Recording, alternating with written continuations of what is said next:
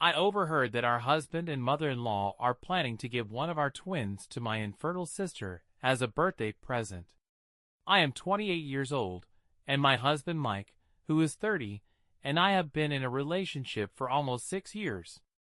We met when I first got my current job, and he was much more experienced than me, helping me in every possible way from the very beginning. Mike knew that I came from a troubled family. I had to fight for everything I wanted and work wherever I could to save money. Both of my parents were substance dependent and did practically nothing for me. Therefore, I enrolled in college, moved to another city, cut all ties with them, and never looked back. From time to time, my parents tried to contact me, of course, when they needed money. So, I changed my phone number and address several times. When I started working with Mike, he was incredibly kind and attentive to me. I remember one day I came to work wearing a shirt that, as it turned out, had 2 small holes that I hadn't noticed. Mike noticed them and bought me a new shirt so that my colleagues wouldn't notice anything. Whether it was rain or snow, he would pick me up, even though my home was more than an hour's drive from his, because he knew I had to walk a lot to the bus stop. Sometimes, I skipped lunch not only to save money but also because I wasn't used to having 3 full meals a day since childhood. It had become a habit for me. But Mike always brought me lunch and insisted that I eat with him to make sure I wasn't hungry. As I mentioned, my husband was very kind to me, and I fell in love with him quite quickly. The only problem in our relationship was his family. For context, Mike was born into a very wealthy family with several cars, a country house for vacations, and cruise trips every summer. He and his sister attended a private school and never worried about money. His father often asked why Mike worked at all, since their wealth allowed him to support himself for life. But Mike always said he enjoyed his job and wanted to feel a sense of purpose in his life. When Mike first introduced me to his family, he warned me that they might be cold and unfriendly. I went to meet them with this understanding, wearing my best dress and high heels, and tried to behave as politely and respectfully as possible. His father greeted me quite kindly, whereas his mother and even his sister Kyle looked down on me and smirked as if I were a clown. I felt terribly awkward, but I remembered Mike's words and decided to ignore it. Throughout the evening, I struggled to maintain a conversation and show genuine interest in their lives and hobbies. I complimented his mother's culinary skills and admired his father's choice of decor and art collection. However, every time I said something nice about art, his mother snorted and said something like, "Someone like you might understand art." Yes, I grew up in poverty, but that doesn't mean I wasn't interested in art. Her words truly hurt me. Mike would occasionally squeeze my hand, begging me to stay calm. When it was time for dinner, my mother-in-law insisted that I sit away from Mike since she and Kyle wanted to be close to him. I sat next to Phil, who turned out to be a quite open and polite conversationalist. We had a pleasant conversation throughout the evening. Meanwhile, Kyle and her mother were literally swirling around Mike, completely ignoring me. The 3 of them were engrossed in their own conversations. At some point, Kyle deliberately started a conversation about one of Mike's ex-girlfriends, with whom she still maintained a friendly relationship. She said that the ex looked better than ever and began showing Mike her bikini photos from their recent trip. Mike asked his sister to stop, but Kyle just laughed at his awkwardness and said he could always message his ex privately if he wanted, as she said the ex still had feelings for him. I felt increasingly uncomfortable, and it seemed Phil noticed this too, so he asked Kyle to stop the conversation. However, his intervention only irritated my mother-in-law, who felt he was meddling in her affairs. I was so embarrassed by all this family drama that when Mike apologized and offered to show me his childhood room, I relievedly left that tense space. I followed him up the stairs to his old room shortly after. Sitting in his room, Mike apologized for his sister's behavior. He explained that she had always been like that, even in childhood, constantly trying to set him up with one of her friends, insisting that he should marry only someone she liked. I felt his sincere remorse, so I decided to let the situation go and said it would be better if we left. He agreed. Later, as we were saying goodbye, Mike's father called me aside. His expression softened, and he said that he was initially skeptical of me, but my sincerity and the efforts I made to communicate with his family changed his opinion. He apologized for his coldness and assured me that I would always be a welcome guest in their home. He asked me not to take his mother-in-law's and Kyle's words to heart, and said he was glad Mike had found a girl like me. Hearing these words, I felt relieved. From that moment, I realized that winning the approval of my mother-in-law and sister-in-law would require a lot of effort. However, the situation never changed as our relationship developed.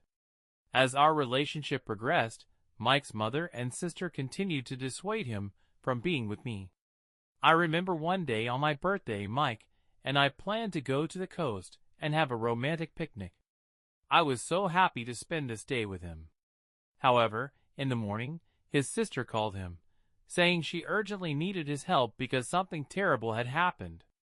Mike informed me about it, and I immediately insisted that he go to her since we both believed she truly needed help. However, it later turned out to be just a prank with no urgency. She insisted that he stay with her all day, and when he refused, explaining that it was my birthday and he wanted to spend it with me, she left and said that was exactly why she had called him, to give him an excuse not to spend the day with me. Mike was furious about her antics and stopped communicating with her for several months in response. Kyle began sending me hateful messages, calling me various insults and threatening to kill me for getting between her and her brother. Of course, I showed these messages to Mike, and he became even angrier. Only before Christmas, after the mother-in-law's intervention, did Mike agree to forgive Kyle.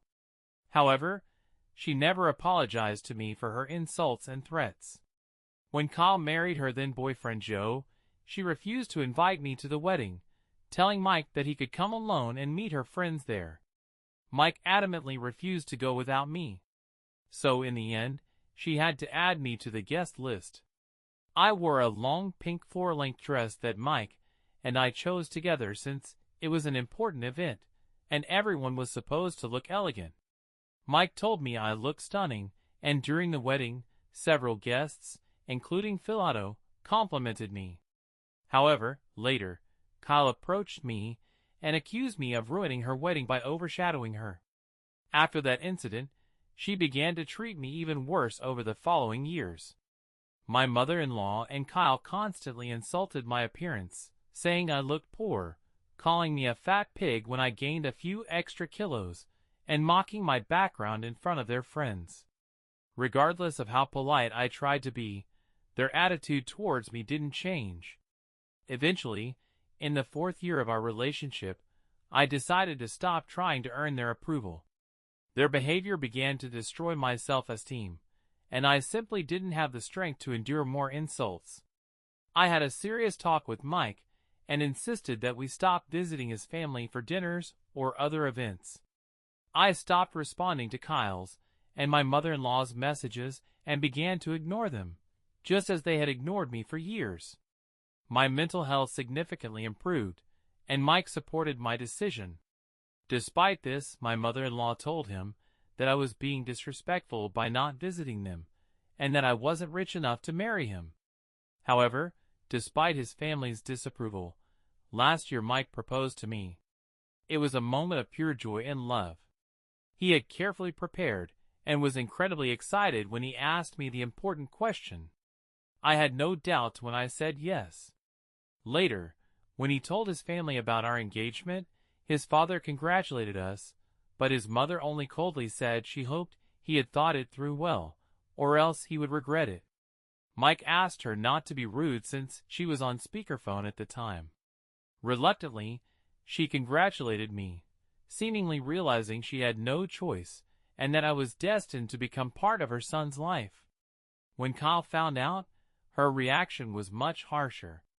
She told Mike that he needed to sign a prenuptial agreement with me, explaining that poor people like me could drain all his money to the last penny. This was not only insulting but also shocked Mike, as it was hard for him to believe how low his sister could stoop in her statements about me. He firmly said that if she didn't like him marrying me, she could simply not attend the wedding. They argued even more intensely, and Kyle even called me greedy for money and a bitch. However, 2 days later, she sent me a message apologizing. It seemed that maybe she and my mother-in-law finally realized they couldn't separate Mike and me. I told Mike that I was ready to sign a prenuptial agreement because I was marrying him not for money. I wanted to marry him because he was kind and supportive, and that's all I had ever dreamed of in life. I had a good job and was happy with what I had, so I didn't need anything more from him. Mike assured me that he knew my sincere intentions and would never ask me to sign a prenuptial agreement. As the wedding approached, I wanted to look my best, so I started working out diligently. Sometimes, I would post gym selfies on my social media, but these photos were completely decent. I never posted revealing or provocative shots. However, one weekend, Mike came home after dinner with his family and told me that Kyle and his mother said I was probably cheating on him because I was supposedly intentionally posting such photos to attract other men. He added that he defended me and said that such photos didn't bother him, but Kyle noticed that this is how women start cheating on their partners, and it made him think. Then he directly asked me if I was cheating on him. This question stunned me. I firmly said no, and said that I was even offended that he dared to ask me such a question. Mike began to apologize and admitted that he had let his sister and mother get into his head, and otherwise, he would never have doubted me.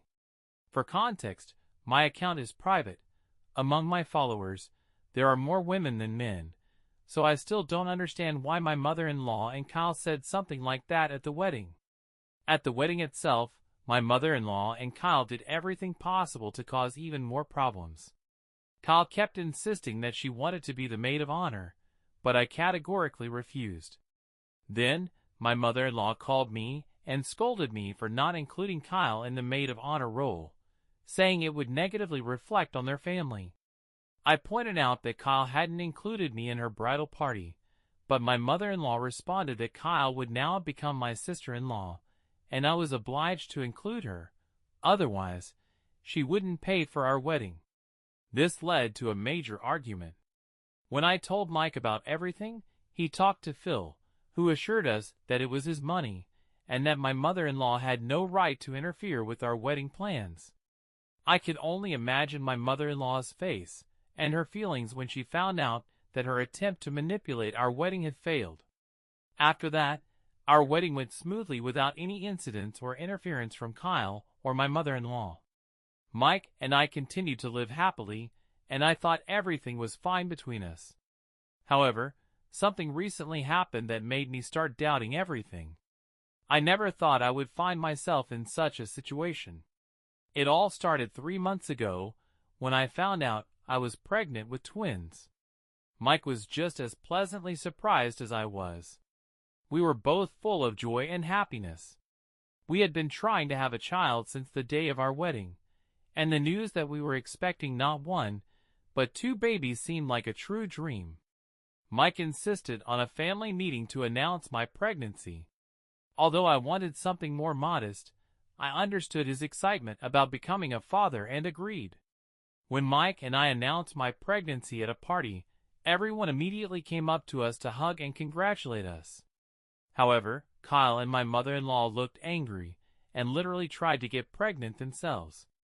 However, as Mike explained, she is infertile. She and her husband Joe tried everything but unsuccessfully. Mike, Joe, and Phil advised Kyle to consider adoption if she wanted children so badly, but Kyle refused to listen. She said she didn't want to raise a child from the streets. Therefore, I think she wasn't happy to learn that I was pregnant. I understood Kyle's personal tragedy, and that's why I initially didn't want to make the announcement publicly. Despite our tense relationship, I sympathized with her as a woman facing such a difficult ordeal.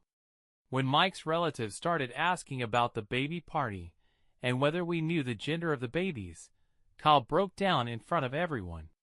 She ran out to the bathroom and locked herself in. As you might have guessed, everyone's mood instantly soured. Mike and my mother-in-law begged her to open the door, but Kyle refused. After 30 minutes of pleading, she finally came out with red, tear-filled eyes. She looked straight at me and said that I should have talked to her in advance before making such an announcement, because she herself couldn't have children. I tried to explain that I didn't want to hurt her, but she ignored me and left with Joe. Later, my mother-in-law scolded me for being selfish and always spinning everything around me without caring about others' feelings after the party. Mike apologized to me and promised to talk to my mother-in-law and Kyle to make them understand that it was his idea and that he never intended for our announcement to hurt his sister so much. Despite this, I continued to feel guilty about Kyle, but Mike assured me it wasn't my fault. The following weekend, Mike went to dinner with his parents, and I, as usual, stayed home because I wanted to stay away from conversations with his family. I had no idea what they were talking about. But Mike came home and told me that in the end, he apologized to Kyle because she was very upset. He recounted how Kyle shared her struggles, describing endless medical examinations and sleepless nights spent in tears over the years. When Mike told me about his conversation with Kyle, I couldn't help but feel a pang of guilt. Despite our strained relationship, Kyle was still part of the family, and the thought of her suffering weighed heavily on my conscience. I realized that behind her dislike and hostility was a woman who was suffering and needed sympathy. Mike said that I should also talk to her, and I agreed. I sent Kyle a message apologizing for not informing her about my pregnancy before the party. I said that I wanted to improve our relationship before the twins were born, so that we could start fresh as a family. To my surprise, Kyle responded with unexpected warmth and understanding. She thanked me for taking that step and acknowledged her role in our difficult relationship. She sincerely congratulated me on my pregnancy and assured me that she wanted to mend our relationship and support me during this special time. Kyle offered to throw a party for me in honor of the upcoming babies, saying that she had never done that for anyone and would love to organize such a celebration for me. I gratefully accepted. All the months leading up to the party, I noticed that both Kyle and my mother-in-law were unusually kind and attentive to me. They regularly called, inquired about my well-being, and sent flowers with cards bearing messages like, "Hope Mom Medveditsa is feeling well," or "Can't wait to meet the twins." It was unexpected and somewhat worrying since, until that moment, our relationship had been, to say the least, tense. Suddenly, both of them began to surround me with care and love. It was a strange and abrupt change, and I couldn't shake the feeling of unease that accompanied their behavior. Nevertheless, I decided to think positively and assumed that maybe they were genuinely trying to mend our relationship before the babies were born. I couldn't imagine that something bad could be behind it. Despite my suspicions, I tried to stay optimistic and hoped that we were indeed turning a new page in our relationship. Mike continued to visit his family for dinners every weekend, and on the surface, everything seemed calm.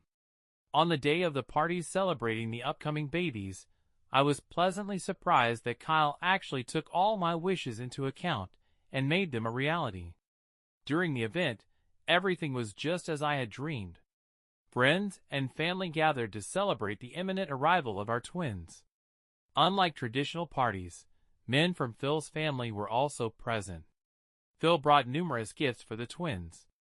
We all had a great time, played fun games, and enjoyed the festive atmosphere. Kyle was polite and friendly with the guests and made sure everything ran smoothly. During one of the games, I had to apologize and leave to go to the bathroom. When I finished and came out, I heard my husband and mother-in-law arguing fiercely in the hallway. Intrigued, I froze in place, trying to catch their words. They didn't know I was eavesdropping. At first, I thought they were discussing something harmless, perhaps names for the babies or decorations for the nursery. But the more I listened, the colder I felt inside. My heart stopped when I began to understand what they were talking about. My mother-in-law was asking my husband if he had already talked to me about their plan regarding the twins. Mike told her to speak more quietly, as someone might hear them, but my mother-in-law insisted that the time was right, and he needed to muster the courage to talk to me. Mike responded that he was working on it, but that it wasn't as simple a conversation as she thought. Then, my mother-in-law told him that he needed to discuss it with me before the twins were born. Otherwise, they wouldn't be able to give one of the children to Kyle on time for her 27th birthday. My eyes widened in shock when I realized what they were talking about. My heart raced wildly, and a feeling of horror grew as the entire essence of their conversation hit me. It felt like a shockwave. They were discussing how they would give one of our twins to my sister-in-law as a birthday present. I couldn't believe my ears. It was like a punch to the gut. I stood there paralyzed as they continued to discuss their plans as if it were absolutely normal. My mind was flooded with a million thoughts and emotions, anger, pain, despair, but most of all, a sense of betrayal. I thought that my husband, mother-in-law, and Kyle were happy about our pregnancy and our twins. But now I realized that their joy was not about our growing family. It was connected to their twisted plan to take one of my children. At that moment, it seemed like I didn't know my husband at all. How could he betray me like that? How could he even consider giving one of our children away? Our babies are not gifts that can be given to someone. They are our children, our flesh and blood. I patiently waited for them to finish their conversation because I didn't want to be caught eavesdropping. Then, I slowly left the bathroom. I was trembling with fear and anger, but I struggled to maintain my composure in front of the other guests. From that very day, I can't stop thinking about how to get out of this situation as soon as possible. I can't expose my twins to danger. This family is insane. Now, I can't even trust my husband. I feel like screaming at him every time I see him, but I do my best to pretend that everything is fine to calmly prepare my escape plan. However, due to the hormones of pregnancy, I'm a bit afraid that I'll be perceived as a villain if I leave my husband without even giving him a chance to explain. I'm not afraid to become a single mother, but should I give the father of my children a chance to explain himself before destroying our family? So, I suggest pausing this video right now and writing your opinion on this situation. Personally, I believe that the husband should still be given a chance to explain himself. Yes, I understand how horrible this situation is, but in the end, maybe she didn't hear or understand something correctly, but anything can happen. In my opinion, we should still give him a chance. What do you think? And now, of course, let's move on to the update to find out what happened next. Update 1. Thank you all for your advice and support. I read all the comments and finally made a decision. I want to assure you that I will never let anyone take my child from me. I reached out to my best friend, whom I've been friends with for many years. She was just as shocked as I was that my husband could plan something like this with his family. She agreed to help me pack my things and move to her place while I file for divorce from Mike. Today is my last night in this house with Mike. Tomorrow, I will leave without leaving a note or explanation because he doesn't deserve them. Update 2. 2 weeks have passed since my last update. I want to tell you what has happened during this time. As I mentioned earlier, I decided to file for divorce from Mike after listening to that conversation between my mother-in-law and him about our twins. It was a difficult and painful decision, but I knew it was the right one for me and my children. With the help of my best friend, I packed all my things and left our home while Mike was at work. It was a tough and emotional moment when I stepped over the threshold because I never thought the day would come when I would leave my husband. But I knew I had to prioritize the safety and well-being of myself and my future children. Since then, I filed for divorce. Despite this, Mike tried to contact me several times. I didn't block him because I wanted to maintain a neutral stance until the divorce process was complete. Since Mike doesn't know that I overheard his conversation with my mother-in-law, he sent me several messages accusing me of betrayal and claiming that his family had been right about me from the beginning. I didn't send him any explanations because I know that whatever I say, he and his family would try to gaslight me. I don't know if he was involved in the plan to give away our child, but he left me for such a man and is trying to diminish my sense of guilt. Now that I have to be a single mother, I plan to return to work as soon as possible. My friend, who works from home, agreed to babysit the twins when I go back to work.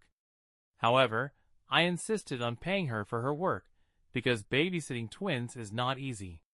I understand that it's not the perfect plan, and I wish I had reliable parents who could help me, but unfortunately, I don't. Besides, my friend will only help me until the divorce is finalized.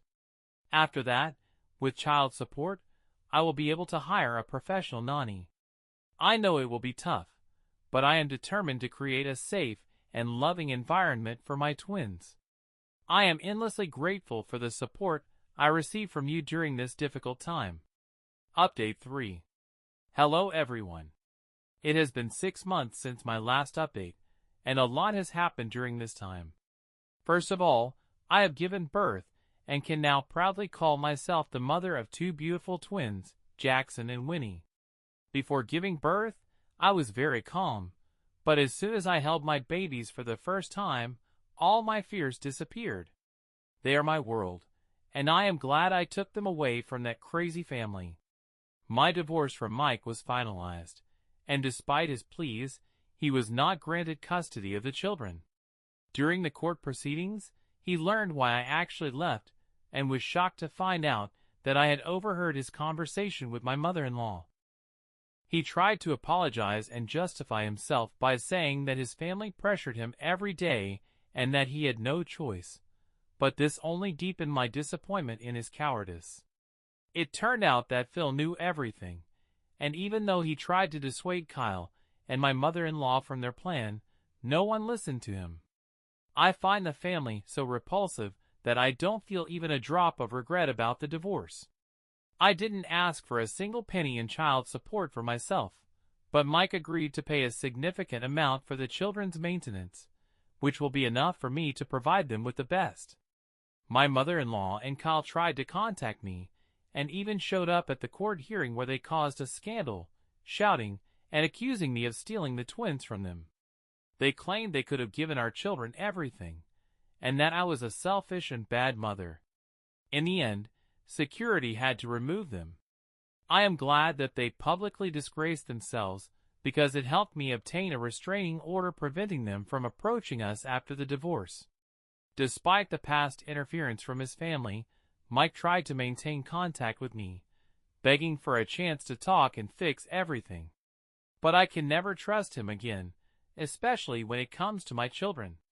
With the help of my best friend, supportive friends, and acquaintances, I have been managing motherhood for several months now.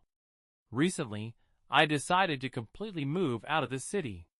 I want to start a new life far away from the toxicity and manipulation of Mike's family.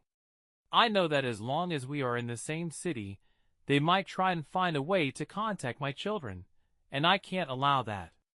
Now that I have full custody of my twins, I can build a new life anywhere, and I intend to take full advantage of this opportunity. There will be no more updates. Thank you all for your support during this difficult period of my life.